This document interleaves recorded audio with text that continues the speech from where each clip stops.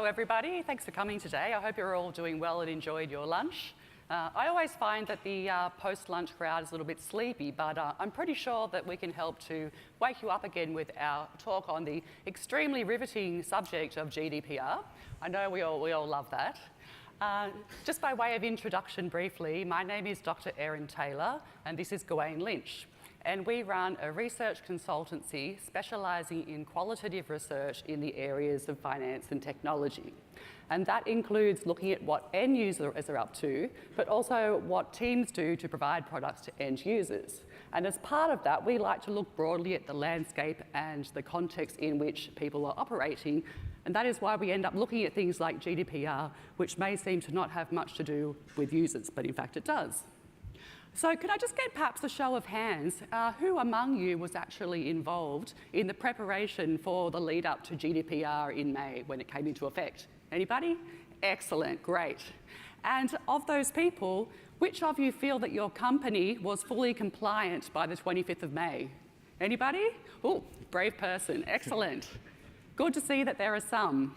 Okay, so this is why we're here today. As we all know, GDPR preparation was a massive issue, and unfortunately, it's not over. So the first thing I really want to point out is, lamentably, there really is no quick fix when it comes to GDPR compliance. It would be really nice if we could just have some great tools or processes and we can just put them in place, plonk them down, and everything's okay from there, but it isn't. Unfortunately, GDPR tends to be one of those kind of XY problems where you think, oh, you know, what tools can I use to manage this? But in fact, you should be asking probably more questions about the human side of the equation. So that's what we're going to get to today. What we'll do is I will briefly describe the components of GDPR.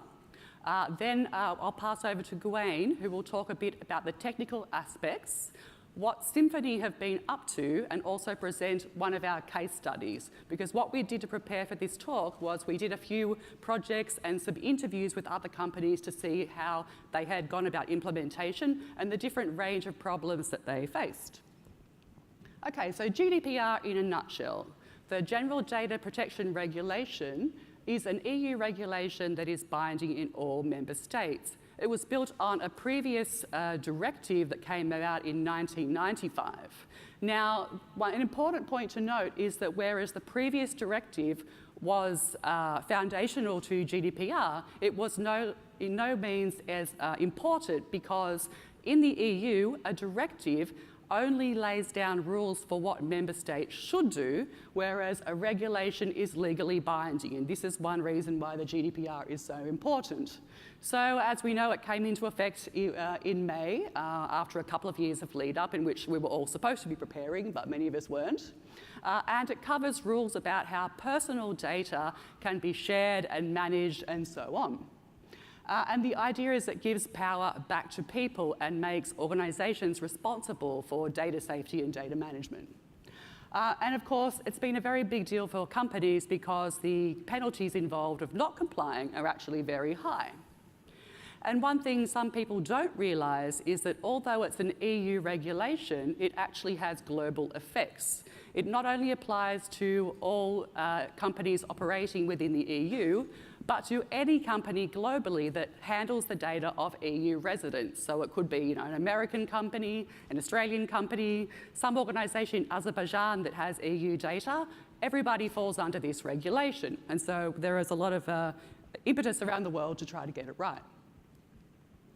So it's also built on the privacy by design framework. And I won't go into this now, but suffice it to say that privacy by design and privacy by default are foundational also to GDPR.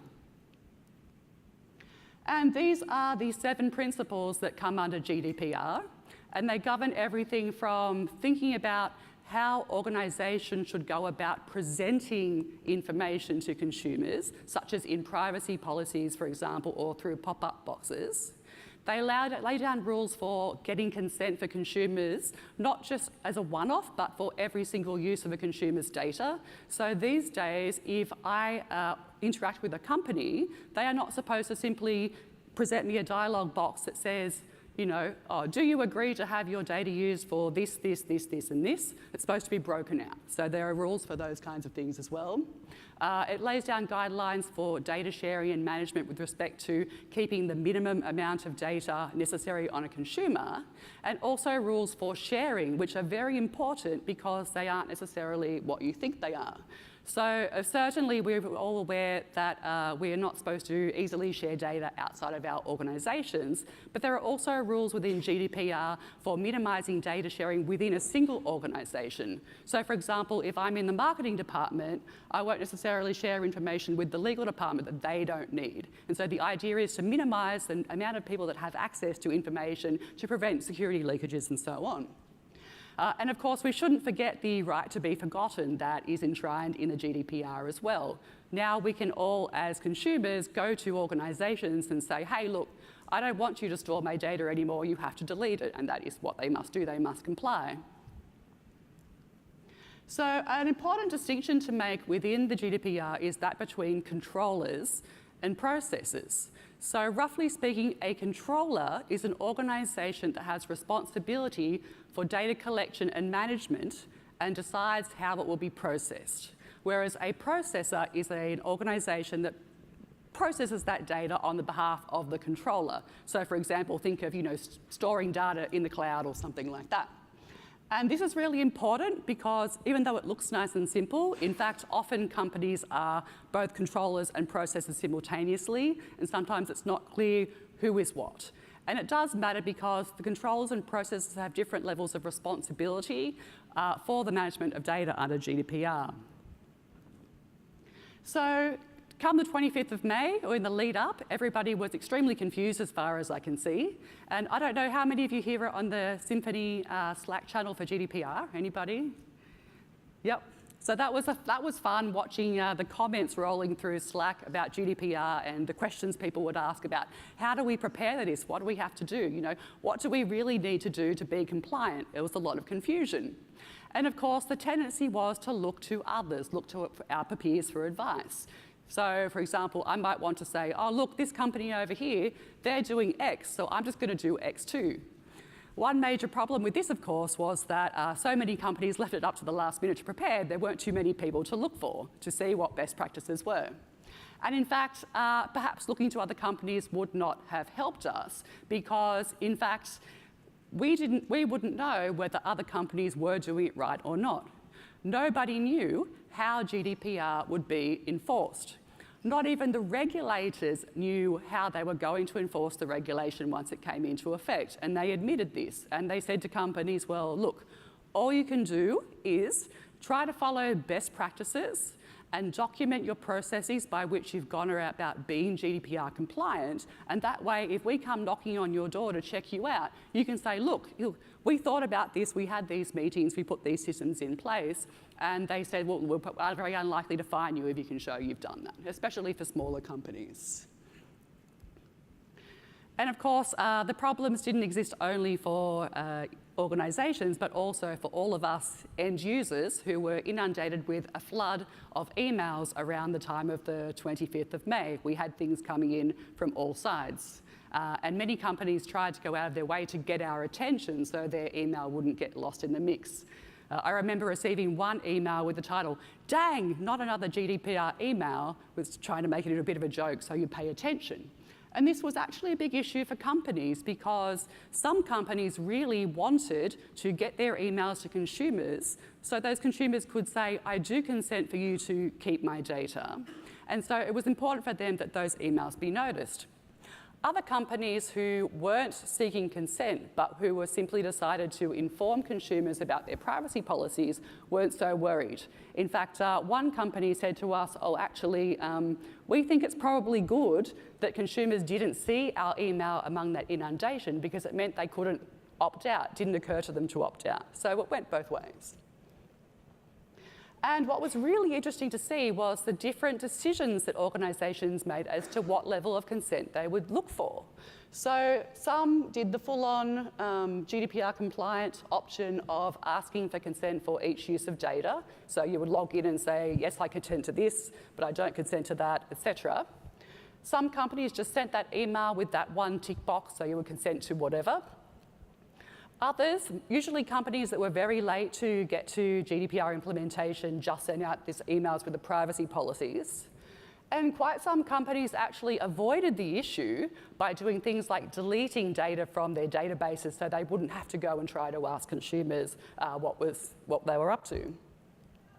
Okay, so I'm now going to hand over to Gawain, who will get more onto the technical aspects, and then I'll be back to present another case study afterwards. Okay. So, can't even light up my own presentation here. Okay, probably after the stereotypical corporate law firm searching for billable hours, the GDPR and how it was taken on board is probably more important in web development than anywhere else. And that's largely because it's the main way that consumer data is gathered these days. It is important to note that under the GDPR, collection via paper forms, customer service line, etc., still falls under the GDPR, and you still need to think about security and storage and a whole lot of other factors regardless. Nonetheless, the key issues I want to cover today in terms of the front end, front-enders need to think about ensuring that users are informed about all the use cases with respect to their data. If you're collecting their data because you want to run statistics on engagement, that would be one form of consent and of its own. If you're wanting to be able to contact them to advertise them further products and services, that's another. The division of consent, I think Erin mentioned before, we have to move beyond the idea of putting everything into a single tick box and getting one piece of one tick box for the consent, and that's quite explicitly laid out in the GDPR. Data that concerns more than one person. It's not unreasonable that someone might enter data, divulge data to you about their spouse or their children, for example, and that needs to be taken into account as how that is going to be managed and how the other human entity might access their data, for example, or exercise their own right of consent, to consent. Also, you need to think about how you're going to find ways of convincing users to give this consent. And typically the people most worried about that particular aspect are going to be our clients, our managers, and our marketing teams who will want to use a lot of this data for various reasons. And also we need to think about how we provide tools in our interfaces for people to access the data, their data. They are the owners of their data that you store. Backenders, this is where it gets fun. I would have historically classified myself in that group, so I feel for all of you. Probably the biggest thing was data security. After that, data security. When you're finished with your data security, have a look at your data security, and so on and so forth. It's a big deal. We spoke directly with the EC about this, as many aspects of the GDPR, and they could not underline this enough as where they were worried most was where leaks were going to come from in people's data. It's one thing for you to get consent and say, and form an agreement between your client, your end user, and yourself, but then if you were not able to hold on to that data, then they're looking very closely and they're very interested in this as an angle of enforcement. We also need to think about how we're going to store records of that consent for each item. Who will have access to that data? You take a backup of your database and you give that to a delivery driver who's going to take that to your off-site storage. That all of a sudden becomes an issue under the GDPR. You have to think about that and how that's going to be managed and how that consent chain exists. And also you have to think about whether you work for a controller or a processor or a hybrid, and that's an interesting issue in and of itself. Now, going back to my overstated point about security, as I said, you really need to think about this. There are no specifics under the GDPR about what's required in terms of the compliance aspect. The EC said to us that they are most interested in seeing the industry define their own best practices and follow them. They are not the experts in this area. They accept that we are, but they're not yet convinced that that was the best option. So all keep that in mind, that as a collective, this falls on us over the coming years to make sure that we keep this stuff in our hands. So the short version of the security point, any system that touches user data, be that inputs, forms, storage for database in databases, etc., transmission, it needs to be kept secure. It needs to be kept up to date with security best practices, and I can't underline the importance of that enough. As I said, this is something that was repeated to us many times. Now, in terms of application development, what does that mean? Ensure that your team or your teams use a consistent set of tools, a consistent set of libraries. It can recommend a great PHP framework if anyone needs one. You also need to think about analysis of your code base consistently. Static analysis tools are a great example of that. And you need to check your library dependencies constantly to ensure that one of them has not been uncovered with a security vulnerability that may expose your user data, leaving you exposed and responsible. On the server side, TLS, HTTP2 on everything. HTTP should be considered under the GDPR a thing of the past. Anything that deals with user data, encrypt it. In terms of moving data around, things like SSH, SFTP, deployers, the same would go for SSL certificates when your database servers are talking to each other. Keep your configuration and your code separate. It's an old point. It's not particularly unique, but it becomes really important now. You don't want to be that organisation that accidentally commits your database password to your Git repository, and we've all seen the memes on Reddit about how often that can happen. And anywhere you keep personally identifying data, again, needs to be encrypted. You may choose to not encrypt every single field in your database, but if that field has user data in it, think very carefully about that. I can't remember if I mentioned this at the beginning. I might have either glossed over it or skipped it altogether. There is no specific requirement for an encryption scheme or an encryption methodology or any particular single security practice, but they are looking to us to define those best practices and follow them. Oh, and by the way, with respect to anything that's mentioned up here, I'm completely agnostic. It's really just as a guide to get people thinking and give some points of reference. Now, moving on to designing applications or redesigning applications that are compliant with the GDPR. BDD approaches are more than ever really applicable here. You have to think like the end user. You should create your user stories from the point of view of someone that's really worried about their privacy. We all know that person. Put yourself in their shoes and think about that in terms of the way you're designing your interfaces and your back-end systems combined. And remember that this is actually a cultural problem, and that makes it complex. We have to stop thinking solely like engineers. We have to put ourselves in the shoes of people that are not us, that don't design these systems, but they use them. I mean, those of us that have worked for a long time will remember the metaphor about designing the perfect application after months of testing and millions of dollars, and we give it to one end user and they manage to break it. The same thing in terms of privacy. If you think you've got the perfect privacy solution, you probably haven't, if you're not thinking in terms of very broad terms about the people out there and how they act and how they think.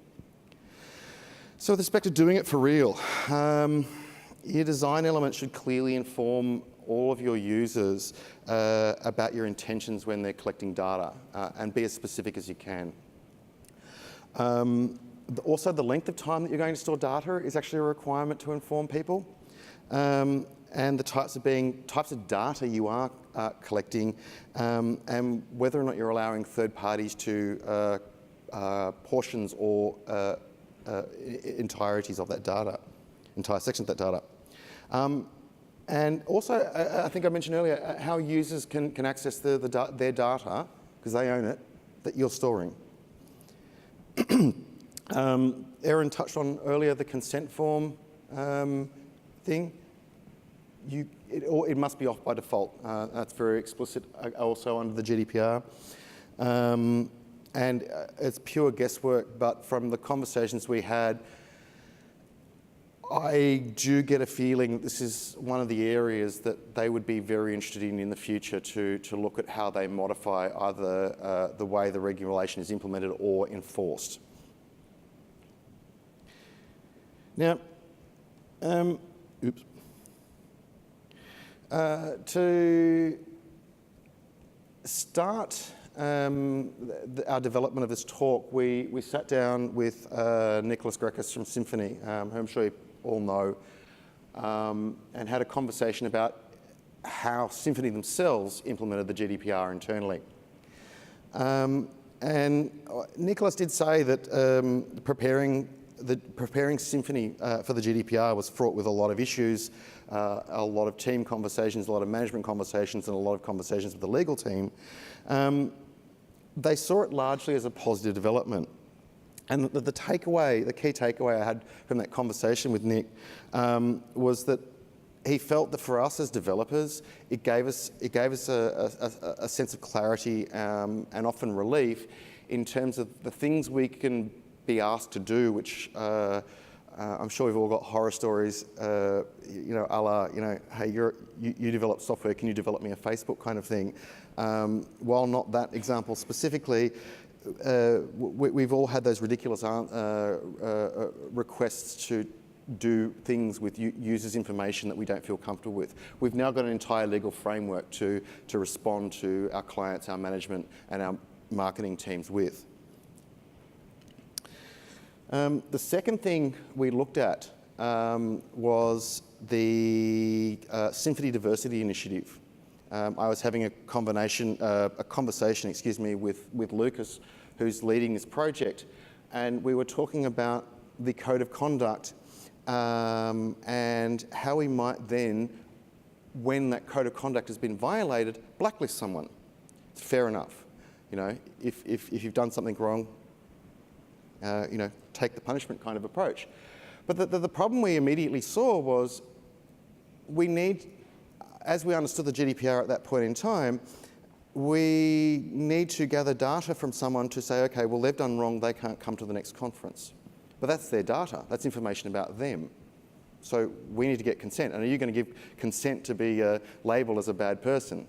And furthermore, if you have been labelled as a bad person, one of the provisions of the GDPR is that you can ask for your data back. Erin pointed this out before. So I've done bad, you've kept a record of me, now I want that record back. It was a really interesting question, and it was quite some work for us to uncover. The short version is there is provision within the GDPR to register your blacklist with the regulator, and it's a not uncomplex process, but it is doable. And also, Article 6.1 of the GDPR talks about legitimate interest and states the processing is lawful if it's necessary for compliance to protect someone or is in the public interest. So from that, we determined that we have a couple of mechanisms to achieve this. From there, we went into the Symfony community also, and we talked with a freelance developer by the name of Ross Riley, some of you may know from the broader community.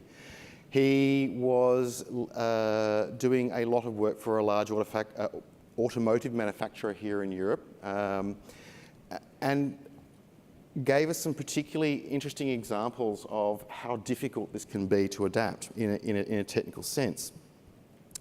The main challenge the company had was that the customer data was distributed between the company headquarters and car dealerships. And this created an interesting problem because when I first sat down and was speaking with Ross about this, well, obviously headquarters of the controller and the dealerships of the processor, which he quickly shook his head up and said, wait, there's more. But what would happen is the dealers would input data, headquarters would input data. They both had control over these big, massive systems. And it turned out that headquarters could be both. It turned out dealer could be both a controller and a processor. And it just stacked on what created a very interesting scenario. So we then started to delve into what were the technical issues there. And they had an extremely large data set. And that was distributed across a number of data centers. Anyone that's worked with highly available systems will understand exactly where this becomes complicated. The example I keep giving is the backup tapes. Another is redundant servers in DR centers. All of these have got this data on there that's owned by someone else, and we're responsible for it and every aspect of it, and who touches it, and how that process is managed. The company took a pragmatic approach in terms of how they were going to approach the problems of this as an implementation, and they made a very interesting decision. They went for the decision that what mattered by May 25 was compliance. Perfect systems will be taken care of later. Since the 25th of May, the focus has been very much on any legacy or new systems would be fully automated and GDPR compliant. But a lot of this stuff went to customer service to worry about via even email exchanges directly with clients. They literally threw out entire systems. And another problem that Ross highlighted was that there was what I see as a very common behaviour among application developers to take dumps of the production database to assist them in their development and testing work. So you've got guys sitting on the London Metro with their laptop with gigabytes of customer data. The security aspect again, you know what I mean? This caused an incredible amount of tension in the organisation. Management said, "Look, we've got to move away from this lazy developer approach," and they realised, on the advice of the legal team, that you can't go for the just jam it in approach anymore. There's software development has a large amount of OCD as a metaphor attached to the personalities in it, but we all know that person that wants to just get it out there, and that's no longer appropriate in a lot of situations. But what really became interesting was some of the biggest problems they faced had nothing to do with the tech. You had back-enders that didn't understand what front-enders do. You had front-enders that didn't understand what back-enders do. You had a legal team that just thought you could spit this stuff out because it's easy and it's just software and just write it. It takes 10 minutes. So there became a lot of tension in between the various teams, and that caused a lot of delays. Oh God, sorry. They also, as I mentioned earlier, they also had their work cut out for them in trying to manage who's the controller, who's the processor problem, and the political infighting that came from that. We're responsible as part of our role as software developers to produce systems that help our customers, our clients, and our management teams run their businesses and organisations. But when that whole thing is one great big fight, and no one's willing to talk to each other, no one's willing to work together, it became incredibly and increasingly problematic. Then, on top of all of this, there was one other little piece of complicating, one other complicating piece of information, and that was everyone's favourite, the marketing team. They have a legitimate job to do, and they spent a lot of time gathering their own massive data set in a custom-built CRM, and they had typically the approach of just get everything, every piece of data you can for 20 plus years. You've all of a sudden got this system now that no one had really thought about, they need to worry about, and to the marketing department was incredibly valuable. How are you going to convince these people? What kind of conversations are you going to have with them to get them to understand this is not a good idea? The CRM actually itself ended up being the single largest piece of development work that actually had to be undertaken to get the organisation broadly compliant.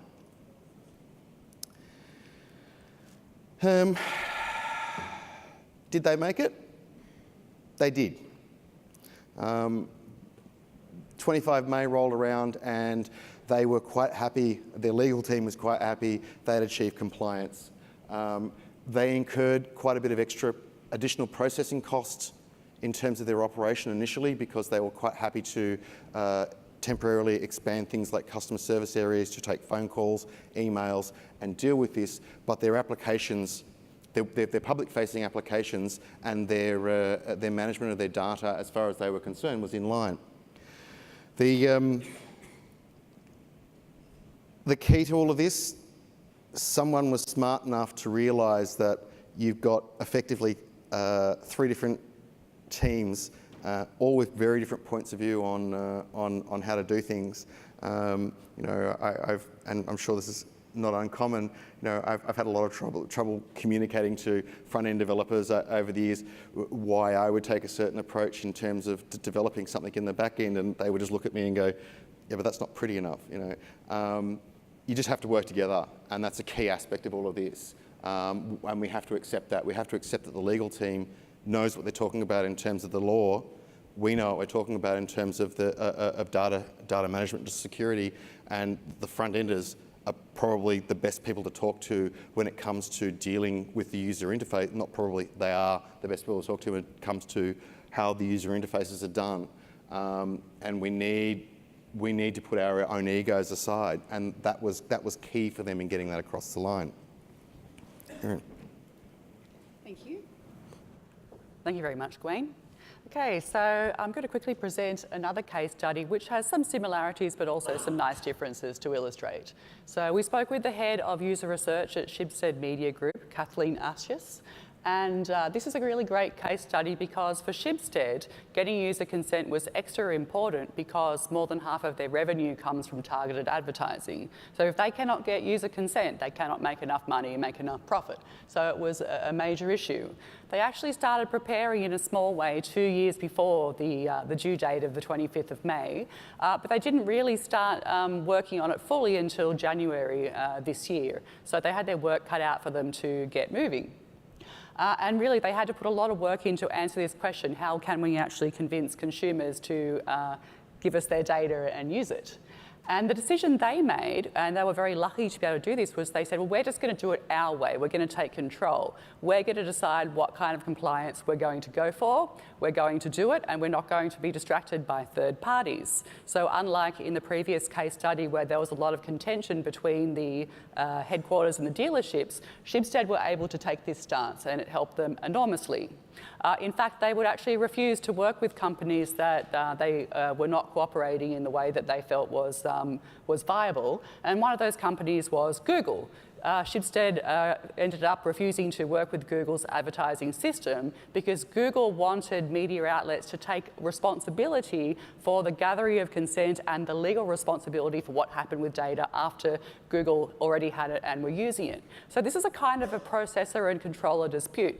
Because if you look at it technically, Schibsted, by collecting and managing the data, are a controller, which makes them responsible.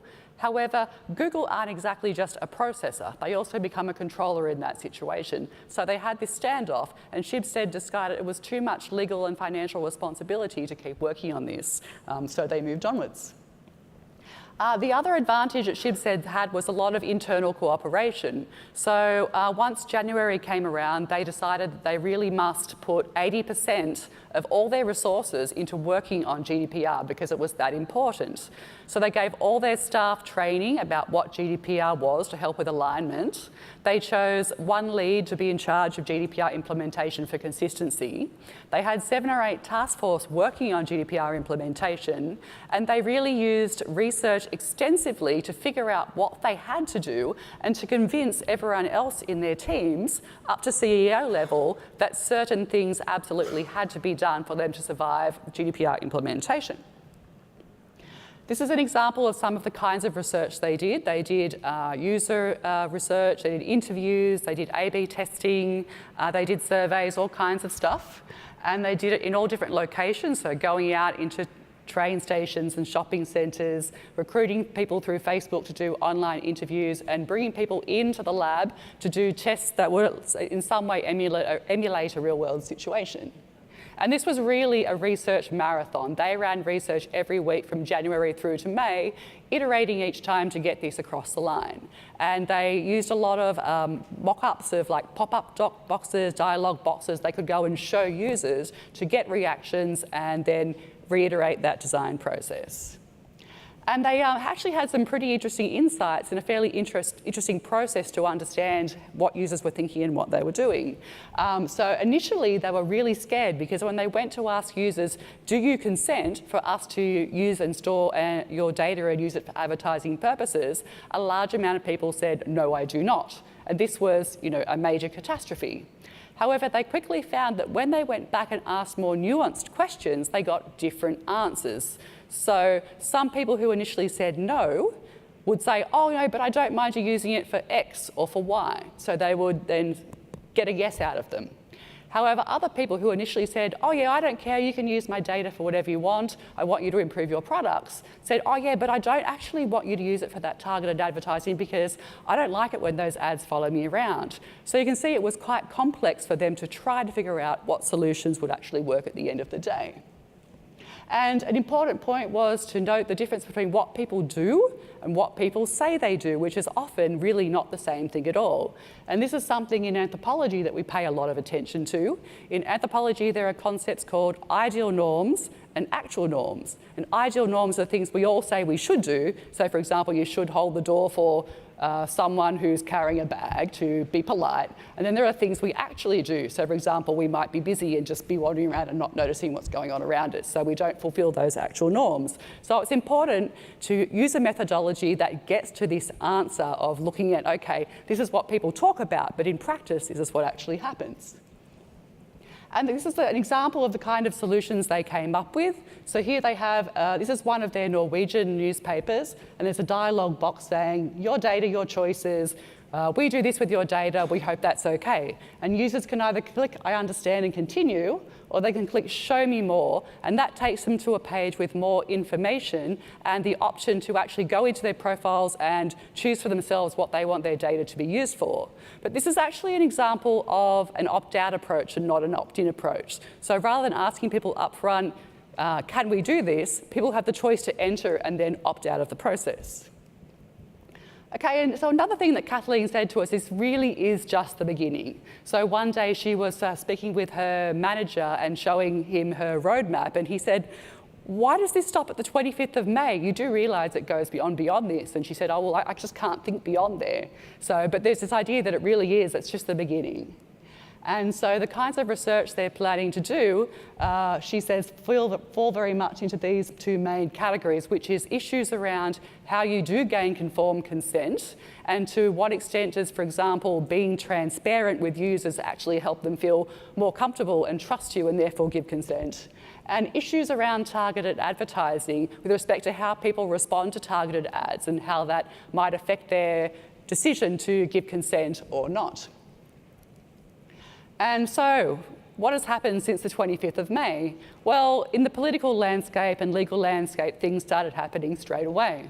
So on the 25th of May already, some organisations had been reported. Not surprisingly, that was Google and Facebook. Currently, only about 20% of companies say that they feel they are GDPR compliant, and that number is still not very high. So what can we do? Well, we can all go back and talk with our teams and think about some of these kinds of questions to prepare for being compliant in an ongoing way. Things such as, are we actually paying attention to what's happening in terms of enforcement? Do we understand enough about our end users? And last but not least, beyond compliance and meeting the legal requirements, are we actually cooperating with the spirit of the GDPR? And if you want further explanation, we have some links up here to help you. Thank you.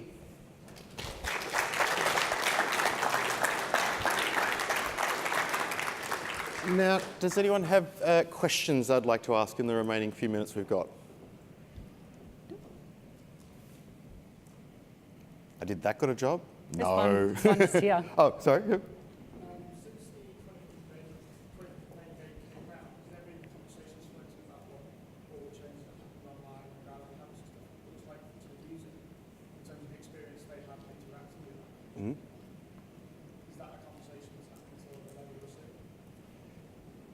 Yes, it is.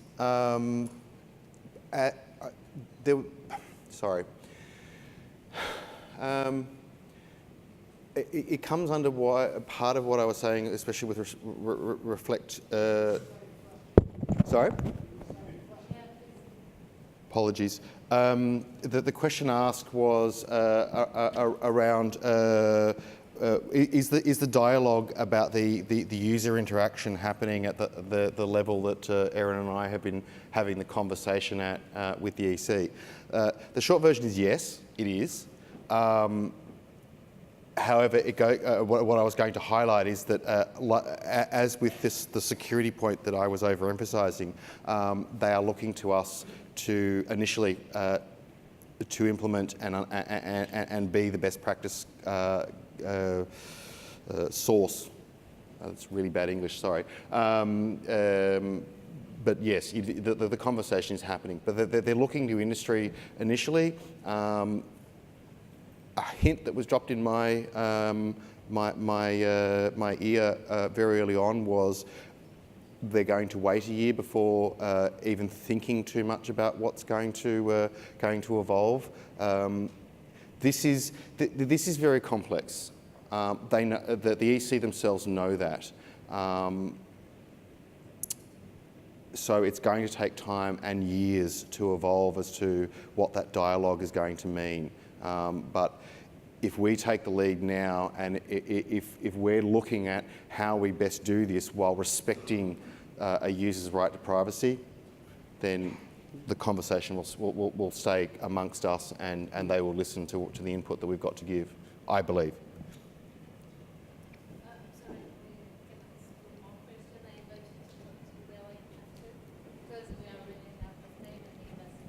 Brilliant. All right, no worries. Thank you, everyone. Thanks.